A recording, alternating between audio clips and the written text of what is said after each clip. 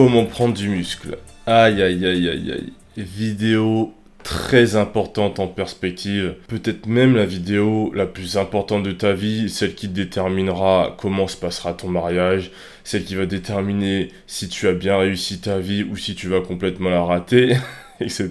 Bref, si t'es ici, c'est sûrement que t'as tapé sur internet ou sur YouTube comment prendre du muscle ou quelque chose du genre. Et tout ça pour tomber sur des titres aberrants ou putaclic du style perdre du poids en 2 jours, perdre du poids en 2 semaines, perdre du poids en 10 minutes, etc. Et en plus de ça, ce genre de vidéo te donne des conseils qui sont d'une part pas toujours vrais, d'autre part bateaux ou alors super compliqués et impossible à appliquer. Votre alimentation doit être composée de protéines, de bons lipides, de glucides et naturellement de fibres. Alors ici, je vais pas t'expliquer en détail exactement tout ce que tu dois faire pour prendre du muscle. De toute façon, c'est pas possible dans une vidéo. J'espère que tu en es conscient. Et t'auras pas non plus le secret incroyable pour prendre 10 kilos facilement en une semaine. Par contre, je vais t'expliquer tout ce que tu dois savoir pour prendre du muscle. Et l'idée, c'est que tu pourras appliquer tout ce que tu vas apprendre dans cette vidéo pour que tes entraînements soient sûrs d'être efficaces et que tu sois sûr de prendre du muscle. La première énorme erreur, c'est de vouloir trop se concentrer sur la nutrition. Lorsqu'on parle de prise de muscle, l'entraînement est largement supérieur à la nutrition. Et ça de loin. De très loin. Dis-toi qu'un entraînement bien construit avec une nutrition approximative te donnera bien plus de résultats qu'une nutrition bien construite et carrée avec un entraînement approximatif. Et je pourrais même aller plus loin en te disant qu'avec une nutrition bien construite et un entraînement approximatif, tu risques même de n'avoir aucun résultat ou voire de vite stagner. Et attention, je dis pas que la nutrition est inutile, elle a sa place, il y a quelques points à respecter mais ils sont très simples et on en parlera plus tard. Mais comme cette vidéo a pour but d'être ultra pratique et applicable, on va passer tout de suite à l'aspect le plus important, qui est les fit girls. Non, c'est l'entraînement en vrai.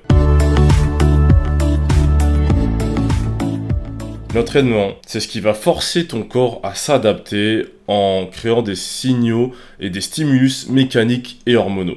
Et ça va forcer ton corps à s'adapter pour soutenir tes entraînements et continuer de progresser. C'est pourquoi il faut que tes entraînements soient conçus de manière à ce qu'ils forcent en quelque sorte ton corps à construire du muscle pour continuer à s'adapter et continuer à enchaîner ses entraînements. Et pour ça, le premier principe que tu vas devoir appliquer, c'est de t'entraîner suffisamment dur.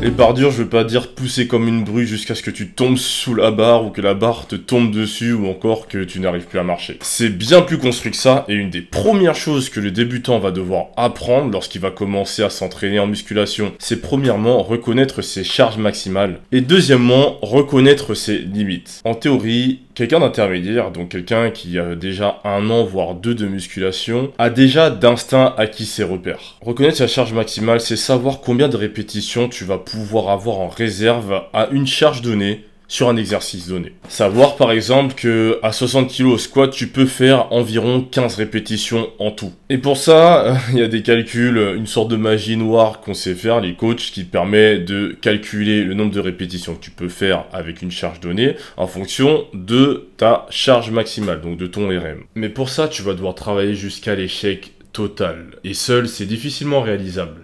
Même avec quelqu'un, ça peut s'avérer compliqué. Et surtout, pour un débutant, cette charge, elle risque de changer ultra rapidement. C'est-à-dire qu'elle peut changer de semaine en semaine, voire même de séance en séance au début, surtout si tu appliques les conseils que je vais te donner tout à l'heure. Et c'est pour ça qu'il va être encore plus important pour toi, si tu es débutant, que tu viens de commencer, que tu as moins d'1 an ou 2 de musculation, de pouvoir et d'apprendre rapidement à reconnaître tes limites. Et reconnaître tes limites, pour faire simple, c'est à peu près pouvoir reconnaître quand il te reste 1, 2, 3 répétitions en rab. Et si tu veux pouvoir faire ça, tu vas devoir reconnaître les sensations que tu ressens sur ta répétition présente et sur ta série en général pour pouvoir estimer à peu près combien de répétitions il va te rester à faire avant l'échec. Et pour ça, il n'y a pas de secret. Pour connaître tes limites, tu vas devoir pousser tes entraînements suffisamment pour t'en approcher. Et il n'y a pas de règle générale qui s'explique avec des mots pour expliquer ces sensations. Tu vas devoir pratiquer, sortir de ta zone de confort. S'il faut, régulièrement, tu vas devoir demander de l'aide à un spotter ou quelqu'un qui va te parer pendant tes exercices pour pouvoir un peu tâter le terrain. Et en pratiquant suffisamment et en poussant suffisamment régulièrement, tu vas apprendre à reconnaître ces sensations et mieux connaître ton corps, comment il fonctionne et savoir plus précisément combien de séries, combien de répétitions il va te rester avant l'échec. Ce que tu dois savoir, c'est que tu n'as pas besoin de connaître le nombre de répétitions qui te restent avant l'échec à la répétition près. Non, c'est vraiment approximatif et en général, ça suffira. Pour en avancer, cette estimation sera de plus en plus précise au fil du temps et avec la pratique. Et plus elle sera précise, meilleur ce sera pour ta progression. Mais ce ne sera pas le plus important. Le plus important, ce sera de se connaître suffisamment pour pouvoir pousser suffisamment proche de l'échec à chaque entraînement. Grâce à ça, tu vas pouvoir maximiser les gains. Mais pour ça, il va falloir que tu prennes en compte le type de poids que tu vas utiliser lors de tes entraînements. La question que tu vas sûrement te poser, c'est est-ce que tu devrais utiliser des poids lourds ou légers? Et si tu vas à la salle de sport, et même je pense que si tu regardes cette vidéo, 90% des gens qui vont regarder cette vidéo et qui vont aller à la salle de sport vont utiliser des poids lourds. Donc cette partie s'adresse surtout aux personnes qui vont s'entraîner exclusivement ou presque à poids de corps, donc faire de la calisthénie, etc. Mais sache que de manière générale, un poids lourd, c'est un poids que tu ne pourras pas soulever plus de 12 fois. C'est-à-dire que même si tu fais du poids de corps et que tu fais du street workout, des trucs comme ça, si tu es un total débutant et que pour toi, faire 15 tractions, 10 dips, 15 pompes, c'est dur, c'est très difficile, alors faire des pompes ou même faire des dips ou des tractions, c'est considéré comme si tu soulèves des poids lourds. Mais à un certain moment, au fur et à mesure de ta progression, faire 20, 30, 40 pompes, tractions ou dips, ça va devenir une formalité et ça va devenir plutôt simple. Pour commencer à pousser suffisamment et donc à approcher de l'échec, tu vas devoir faire des longues séries, voire très longues séries. Et tu l'as peut-être pensé ou tu entends souvent justement que pour continuer à prendre du muscle, eh bien, il va falloir que tu ailles à la salle et que tu soulèves des poids lourds au moins en tout cas. Il va falloir que tu rajoutes du poids. Et le truc, c'est que ce n'est pas tout à fait vrai. Tu peux tout à fait continuer à prendre du poids, à prendre du muscle, à prendre du volume en utilisant des poids légers ou en t'entraînant à poids de corps, si tu travailles tout le temps et régulièrement, voire très régulièrement, jusqu'à l'échec total. C'est-à-dire jusqu'au point où tu ne peux plus faire une seule pompe ou une seule dips ou même une seule traction. Et là, il a été montré dans différentes études que le gain musculaire est similaire à si tu t'entraînais avec des poids lourds. La seule différence, c'est que lorsque tu t'entraînes avec des poids lourds, pour continuer à prendre du muscle et pour prendre du muscle efficacement, tu n'as pas besoin d'aller jusqu'à l'échec total. Tu as simplement besoin de t'en rapprocher. Et c'est pour ça que je vais me répéter pour insister, comme je l'ai dit plus haut. Si tu t'entraînes avec des poids lourds, tu dois apprendre à reconnaître tes limites. Mais si tu t'entraînes avec des poids légers, alors tu dois atteindre plusieurs fois dans ton entraînement ce point où tu ne peux plus effectuer une seule répétition de plus. Après ça, c'est simplement une question de préférence. Quelle sensation tu préfères? Qu'est-ce qui est le plus simple pour toi? Qu'est-ce qui s'adapte le mieux à ton lifestyle? Et quel type d'entraînement te convient le plus? Mais si tu utilises des poids lourds, la question c'est quel poids tu vas devoir utiliser? Et tu vas voir des centaines de posts Instagram ressemblant à ça. Et même moi, je dois l'admettre, j'ai déjà posté ce genre de post sur Instagram. Mais au vu de tout ce que je suis en train de te dire, est-ce que c'est simplement encore du blabla d'influenceur ou est-ce que c'est quelque chose de vrai? Et il y a beaucoup d'études sur le sujet qui ont été menées et comme j'ai dit plus haut, eh ben, tu peux prendre autant de muscles en utilisant des poids légers qu'en utilisant des poids lourds. Et ça vaut autant pour les débutants que pour les intermédiaires, voire personnes avancées en musculation. Mais, je dis bien mais, les entraînements lourds et les entraînements légers apportaient aussi, avec la masse musculaire, un gain de force. Mais ce gain de force était plus élevé chez les personnes qui utilisaient des poids lourds. Donc les poids légers apportaient des gains musculaires égaux aux poids lourds, mais des gains en force par rapport à la masse musculaire qui était prise étaient moins élevés.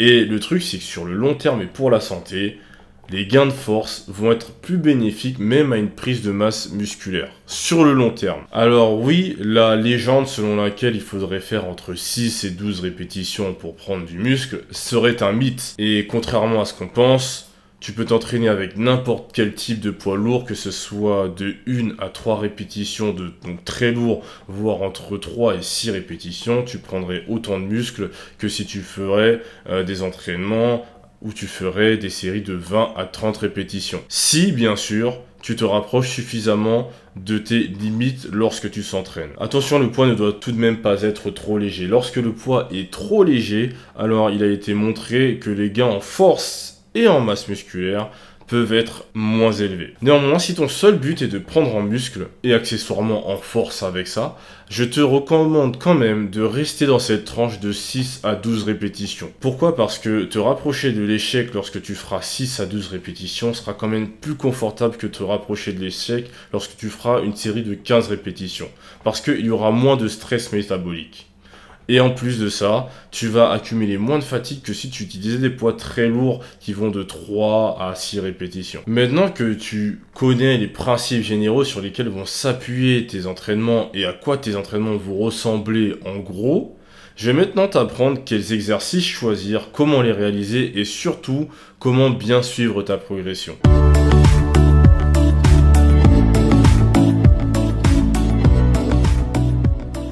Alors tu vas souvent voir les gens qui vont faire des moitiés de curl ou alors des huitièmes de quart de squat ou alors qui vont bomber extrêmement le torse lorsqu'ils vont faire du développé couché ou ne jamais tendre les bras lorsqu'ils font du développé couché ou encore s'arrêter au niveau du front lorsqu'ils font du développé militaire. Et voilà, parce qu'ils ont peut-être une grosse masse musculaire, peut-être possiblement parce qu'ils sont dopés, on va penser que leurs entraînements, ils sont bons et que leur manière d'effectuer les exercices est la bonne. Et on va penser à l'inverse parfois que travailler à des amplitudes complètes est une manière de se blesser, c'est pas bon pour les articulations et j'en passe. Et beaucoup d'études ont été faites sur le sujet et on a constaté que les gains de force et de masse musculaire étaient souvent bien plus importants lorsqu'on travaillait à amplitude complète, donc maximum. Et en fait, ça va encore plus loin de ça, les études ont montré que plus le muscle était étiré sur un exercice,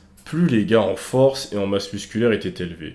Les gains en vitesse étaient aussi plus importants en plus de potentiellement garder, voire améliorer la souplesse du muscle. En plus de potentiellement garder, voire améliorer la souplesse articulaire. Travailler à des amplitudes plus grandes fera que tu devras travailler avec des poids plus légers certainement, mais au final les gains de force et de masse musculaire vont être améliorés. Alors par pitié, arrête les répétitions partielles et favorise, et même tu devrais faire que ça, des répétitions complète. Alors pour progresser efficacement et de manière constante, tu vas devoir appliquer ce qu'on appelle une surcharge progressive.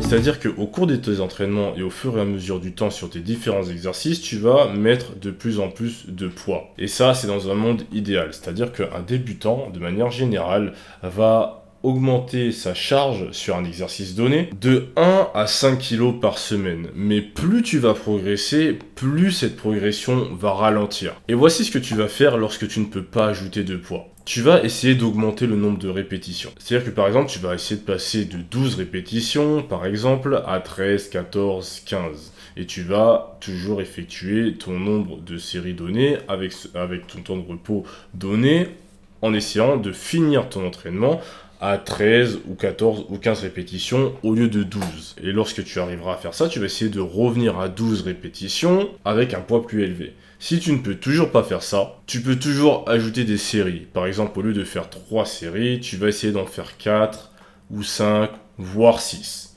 Essaie de ne pas aller au-delà de 6. Et si tu ne peux toujours pas augmenter le poids, alors là, tu vas essayer d'augmenter le temps de récupération, sans dépasser plus de 5 minutes. De manière générale, en appliquant tout ça dans cet ordre, tu vas pouvoir progresser assez régulièrement. Si jamais tu as du mal, baisser la charge et faire plus de répétitions à une même charge donnée peut aussi être une solution pour progresser. Si tu pousses ta série assez intensément. Parce que même si les séries sont plus longues lorsque tu utilises des poids faibles, utiliser des poids faibles fera que la fatigue musculaire et nerveuse s'accumulera moins sur la semaine. Mais la surcharge progressive est importante seulement si tu appliques les points que je vais t'expliquer juste après. Alors écoute-moi bien, tu ne dois jamais augmenter le poids en sacrifiant la forme et la technique. Garder une bonne forme sur chaque exercice est primordial pour bien progresser, bien travailler et surtout ne pas te blesser. Tu ne dois pas laisser ton ego ou ton impatience prendre le dessus. Lorsque tu dois mettre plus lourd et que tu dois déplacer du poids, tu dois pouvoir le déplacer comme tu le souhaites. Alors déjà, ça va te permettre d'éviter les blessures, mais en plus avoir une bonne forme va te permettre d'avoir une tension maximum à l'étirement lors de l'exercice. Et avoir cette tension maximum de l'étirement lors de ton exercice, ça te permettra du coup de mieux recruter tes fibres musculaires et par conséquent de prendre plus de masse musculaire et plus de force. Comme je te l'ai dit avant, la contraction à étirement musculaire maximal, c'est un des principaux facteurs de croissance musculaire.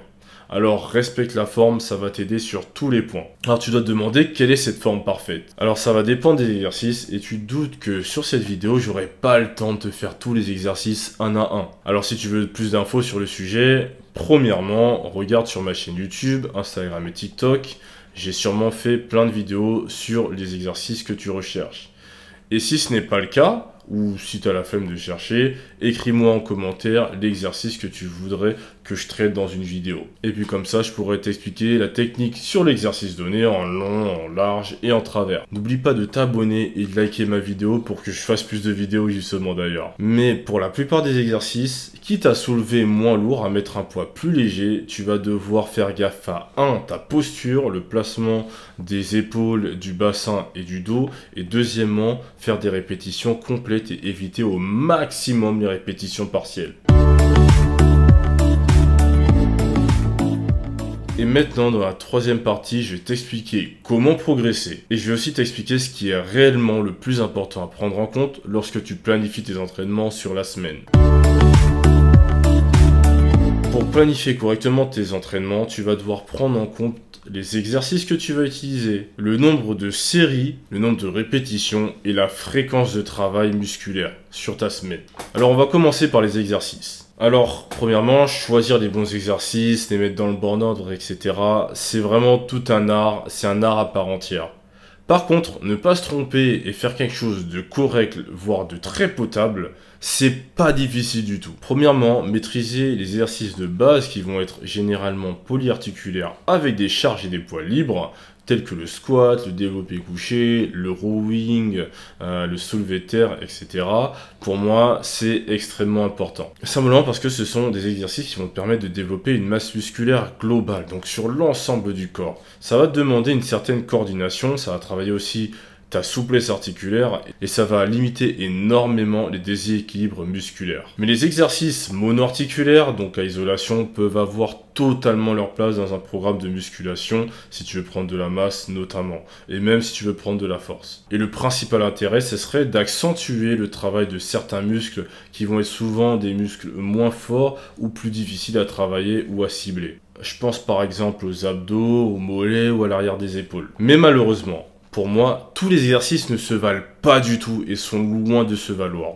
Alors ce que je te conseille, c'est de 1. Privilégier les exercices de base. Ne va surtout pas faire les exercices que tu vois faire par les Instagrammeurs qui vont faire des triples saltos et qui vont faire 4, 5, 6 groupes musculaires différents à la fois. C'est pas la peine, c'est trop compliqué et ça ne fonctionne pas. C'est juste du divertissement et c'est pour impressionner, ça a pour but de attirer des vues, d'attirer des likes. Mais toi, si tu veux progresser et réellement prendre du muscle et changer ton corps, contente-toi d'abord, surtout si tu es débutant, aux exercices de base. Et deuxièmement, c'est un peu contradictoire avec ce que je viens de dire, mais je vais te conseiller de choisir les exercices qui te plaisent le plus. Donc peut-être que les exercices qui te plaisent ne sont pas des exercices de base. Peut-être que ce ne sont pas les squats, ni le développé couché, ni les tractions.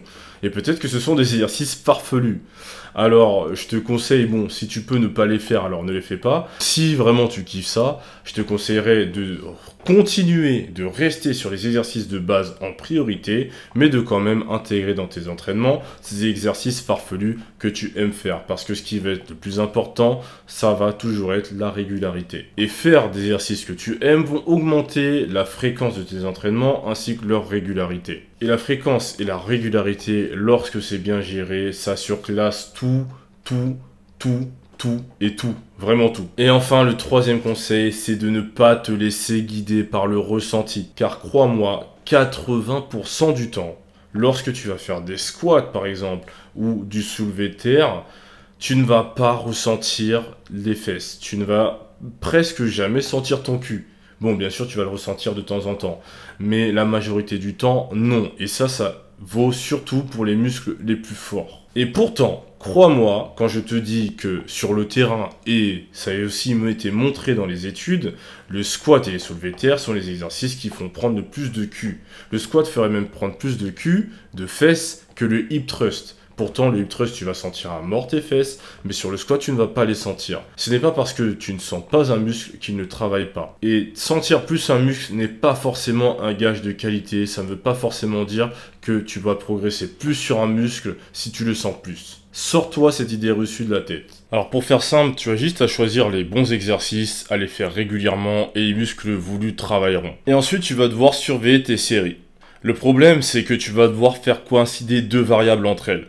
Premièrement, le nombre de séries par groupe musculaire sur ta séance, mais aussi le nombre de séries par groupe musculaire sur ta semaine. Parce que plus de volume a été montré comme étant important pour développer ta masse musculaire le plus rapidement possible. Mais trop de volume a été démontré comme contre-productif, que ce soit au niveau de la force qu'au niveau de la masse musculaire. Alors, comment est calculé le volume? Le volume est calculé selon différentes variables. La première est le nombre de répétitions que tu vas multiplier avec le nombre de séries, que tu vas multiplier avec le poids que tu vas soulever, et tu vas multiplier tout ça avec la distance parcourue par le poids. Mais pour faire simple, on va simplement s'occuper du nombre de séries. Avec la fatigue musculaire, on va recommander de ne pas excéder 6 séries par exercice lors d'une même séance. Et on peut même se dire qu'on va éviter de faire plus de 6 séries par groupe musculaire lors d'une séance. Et de manière générale, on va rester entre 10 à 20 séries par groupe musculaire sur la semaine. Un débutant tendra plus vers 10 séries et un avancé, donc quelqu'un qui a fait de la musculation depuis plusieurs années, va tendre vers 20 séries. Le nombre de séries exact par personne va dépendre de plusieurs facteurs et malheureusement, c'est pas clair de pourquoi certains ont juste besoin de 16 séries et pourquoi d'autres auront besoin de 20 séries. Alors à ce niveau-là, il va falloir que tu testes et que tu t'ajustes avec ton expérience et tes préférences. Et pour le nombre de répétitions que tu vas devoir faire, il va dépendre du poids. Pour ça, je t'invite à retourner sur la partie 1 et 2 de ma vidéo où je parle plus en détail du poids et du nombre de répétitions que tu vas faire. Mais le nombre de répétitions sera toujours dépendant du poids que tu vas utiliser pour tes entraînements. Enfin, le dernier facteur que tu vas devoir surveiller, c'est la fréquence. Tu vas sûrement me demander, Sébastien, tu me conseilles de faire 6 séries par séance, mais 10 séries par semaine. Or, je travaille mon groupe musculaire qu'une fois par semaine. Alors comment faire ? Tu as 4 heures. Eh ben, la réponse est toute simple, tu n'auras même pas besoin de 4 heures, elle est super simple. Tu arrêtes cette merde, tu vas arrêter de travailler un groupe musculaire qu'une seule fois dans la semaine. C'est fini. Tu vas travailler chaque groupe musculaire minimum 2 fois par semaine. Peu importe les entraînements que tu vas faire. Les séries de fin de séance seront toujours moins efficaces que les séries de début de séance. Pourquoi ? Parce que, premièrement, tes muscles vont fatiguer. Le recrutement nerveux de ces muscles va fatiguer. Et enfin, le système nerveux central, donc au niveau du cerveau, donc là c'est tout ce qui va gérer tous les muscles de ton corps, va fatiguer aussi. Alors, les exercices que tu feras en début de séance seront plus efficaces que les exercices que tu feras en fin de séance. Mais en plus, les premières séries que tu vas faire sur un groupe musculaire seront toujours plus efficaces que les dernières séries que tu feras. C'est-à-dire que si tu fais un groupe musculaire qu'une fois par semaine, même si tu fais 10 séries sur un groupe musculaire, alors seules les 3, 4, 5 séries, disons, seront totalement à 100% effectives. Les 5 autres séries, elles ne seront pas forcément inutiles, mais elles seront bien moins efficaces que ce qu'elles pourraient l'être. Et ça, c'est trop peu pour maximiser ton potentiel de croissance. Alors tu devrais au moins répartir tes séries sur ta semaine sur 2 séances. Bien sûr, si tu peux les répartir sur 3, 4, 5, c'est très bien aussi. Et c'est en partie pour ça que moi, je privilégie le full body sur 4 à 5 séances par semaine. Mais la vérité, c'est que tu peux prendre du muscle tout autant en faisant du push-pull leg ou en faisant du split upper-lower, etc. Mais en prépa physique, il existe un principe de spécificité. Ce principe de spécificité, c'est que si tu veux progresser un mouvement, si tu veux travailler tes muscles, tu dois travailler ces muscles directement ou faire ce mouvement directement. Et plus tu vas travailler ce mouvement ou ce muscle fréquemment, plus ces muscles et ce mouvement vont s'améliorer. Donc si par exemple tu veux progresser et augmenter les poids au développé couché régulièrement, tu dois travailler le développé couché minimum 2 fois par semaine. Et il y a des chances que si tu fasses du développé couché 5 fois par semaine, ce qui n'est pas obligatoire du tout, mais il y a des chances que tu progresses plus vite au développé couché que si tu fais ton développé couché 2 fois par semaine. Bien sûr, tu dois respecter les principes que j'évoquais précédemment, qui est la fatigue, le volume, etc. Mais le meilleur indicateur pour pouvoir savoir si tu es sur la bonne voie et si tu as bien tout appliqué, ça va être de suivre tes progrès. Et j'en ai parlé tout à l'heure, mais la principale erreur, s'il te plaît, que tu dois éviter, que tu dois arrêter de faire et que trop de monde fait, c'est utiliser ces sensations comme un indicateur de croissance musculaire. Dépasse tes sensations et utilise de meilleurs indicateurs pour ta croissance musculaire que simplement « Oh, je dois sentir mon biceps là, je sens pas mon biceps travailler, je sens pas mes pecs lorsque je fais du développé couché. » Non, c'est pas ça qui va te dire si l'exercice que tu fais fonctionne ou pas. Arrête. I feel the best right here, in this area, okay? Et puis bien sûr, dans ce même panier-là, tu as ceux qui vont juger l'efficacité de leurs entraînements par rapport aux courbatures qu'ils auront le lendemain. Et puis, il y a aussi, du coup, même s'ils rentrent dans la même catégorie, ceux qui vont chercher à se détruire pendant leurs entraînements jusqu'à ne plus pouvoir marcher ou faire un mouvement. Et tout ça pour s'assurer que le travail a été bien fait. Et le point commun de tous ces gens, c'est qu'ils vont chercher une chose. Et c'est pas le progrès dans les poids ou quoi, c'est les sensations. Ces gens vont chercher les sensations. Et chercher à avoir une réponse immédiate et un feedback immédiat sur tes séances, c'est normal. Le problème, c'est que les sensations de brûlure, les courbatures et la douleur, ce ne sont pas les bons indicateurs de croissance musculaire. Par exemple, après avoir fait un marathon ou après avoir joué un match de foot, tu peux te sentir totalement détruit. Et pourtant, faire un marathon ou jouer plusieurs matchs de foot même dans la semaine, ça ne va pas te faire prendre du muscle. En tout cas, pas énormément. Et des études scientifiques ont été menées sur le sujet, et on a constaté que non seulement les courbatures n'amenaient pas une prise de muscle plus importante, mais qu'en plus, ça pouvait même être contre-productif. Et là, on va toucher à une grosse idée reçue en termes de musculation. On dit souvent que le corps se reconstruit pendant le temps de repos et qu'on le détruit pendant les séances. C'est-à-dire qu'il faut toujours du temps de repos aux muscles pour qu'ils se reconstruisent parce que c'est là que tu vas prendre du muscle. Ce qui n'est pas vrai. Parce qu'en fait, la théorie qui explique pourquoi les courbatures seraient contre-productives à la prise de muscle, c'est que le corps passerait plus de temps à réparer les dégâts qu'à construire du muscle. Et c'est pour ça que quand tu commences à t'habituer à un entraînement, tu sens de moins en moins de courbatures.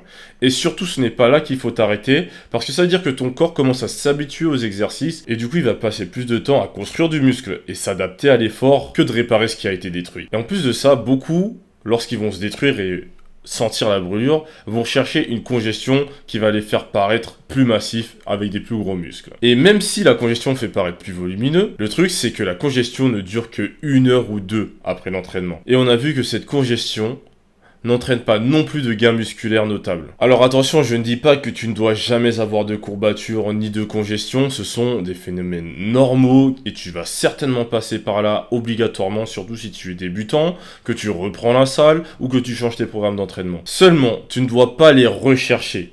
Tu ne dois pas juger tes entraînements ou l'efficacité de tes entraînements grâce à ça, et tu ne dois pas changer de programme ou penser que ta séance est inutile si tu ne ressens pas de brûlure, de courbature ou que tu n'es pas cassé après tes séances. Alors qu'est-ce que tu dois rechercher à la place? Alors tu dois chercher le progrès au fur et à mesure de tes séances et au cours du temps. C'est-à-dire que tu dois chercher à ce que tes exercices, au fur et à mesure que tu les fais et refais, doivent te sembler plus simples. Donc par conséquent, tu ne dois pas chercher la fatigue, les courbatures ou les brûlures, mais tu dois chercher à augmenter le poids et augmenter ton nombre de répétitions et ou de séries, comme je l'ai dit plus tôt. Parce que les exercices vont sembler plus simples, les poids que tu vas soulever vont sembler plus faciles à soulever, alors pour maintenir cette tension, tu vas devoir augmenter le poids, les répétitions, etc. J'en ai parlé dans la partie 2. Alors encore une fois, ne chasse pas la fatigue, ne cherche pas les courbatures, ne cherche pas la brûlure, cherche le progrès.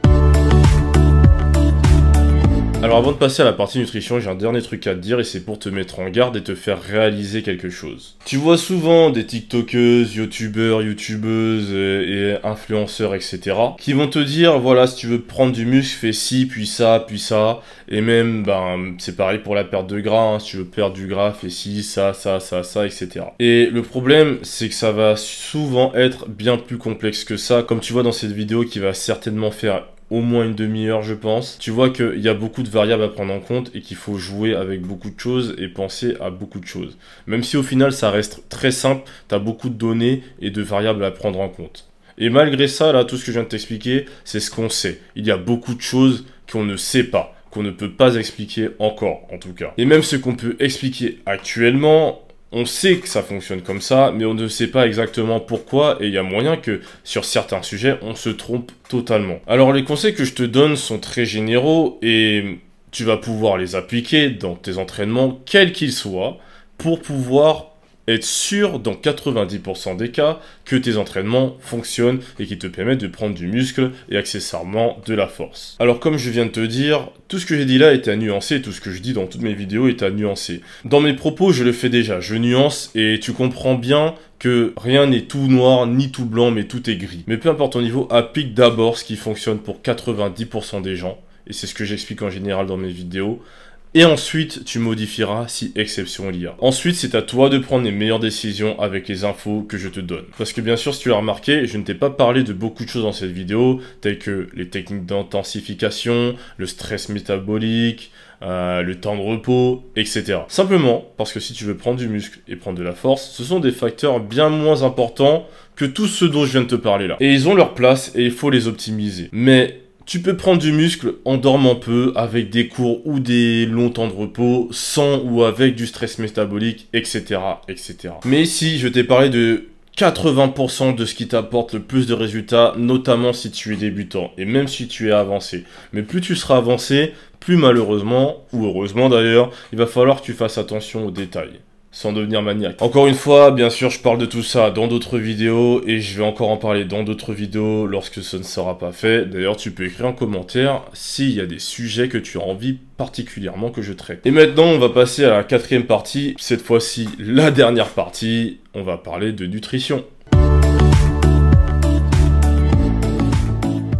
On va attaquer directement la question que tout le monde se pose, ou plutôt la question que tout le monde pense savoir. Alors faut-il être en surplus calorique pour prendre du muscle ?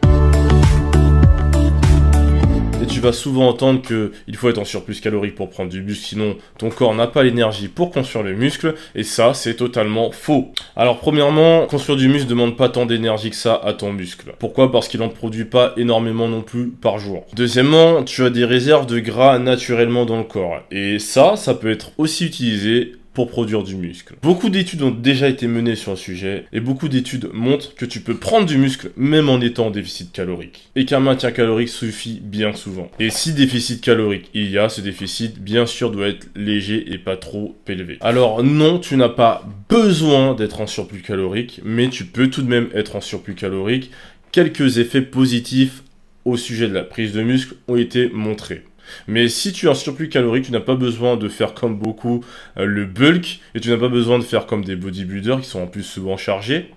Tu peux simplement avoir un surplus calorique léger et l'augmenter au cours du temps si tu estimes que c'est trop lent. Mais même si tu estimes que c'est trop long, souvent ce ne sera pas à cause de tes calories mais à cause de tes entraînements et d'un autre point dont je vais parler plus tard. Alors pour commencer, ce que tu devrais faire, c'est simplement rester en maintien, puis si jamais tu as envie de passer en surplus calorique de 200 kcal par 200 kcal par semaine maximum. Et ensuite, tu augmenteras si besoin. Et la chose qui va être le plus important concernant la nutrition, parce que, comme je te l'ai dit, c'est beaucoup moins important que l'entraînement. Mais il y a quand même une chose qui va, on va dire, vraiment booster tes résultats ou au contraire les limiter. Et cette chose, c'est l'ingestion de protéines.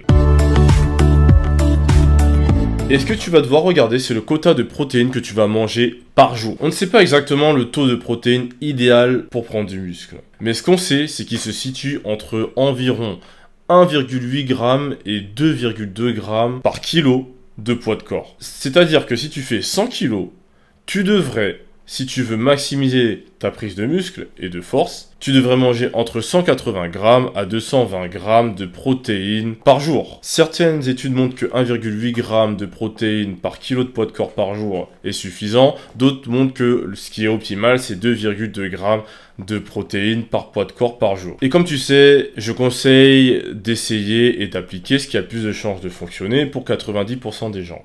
Alors par conséquent, je conseille de prendre 2,2 g de protéines par kilo par jour.